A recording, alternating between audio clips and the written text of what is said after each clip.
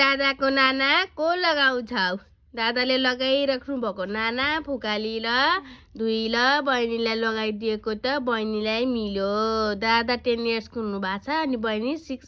complete हुनु भएको छ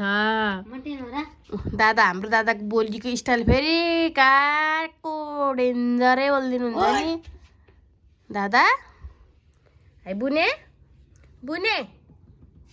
दादाको नाना लगाउनु भएको नि हजुरले यो टी सर्ट छ यो टी सर्ट दादाको हो कि होइन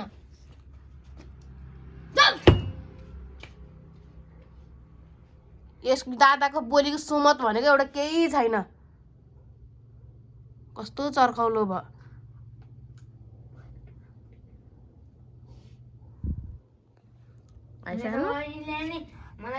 दादालाई थर्काउँछ चुप भनेर कह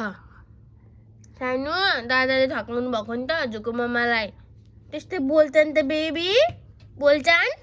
बोल्न हुँदैन भन्दैछु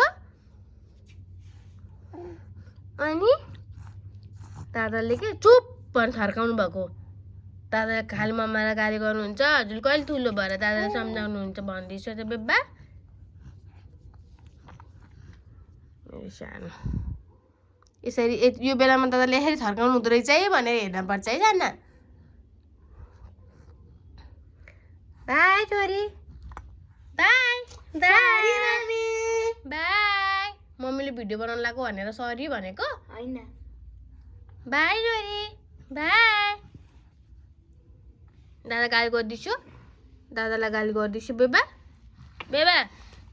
बेबा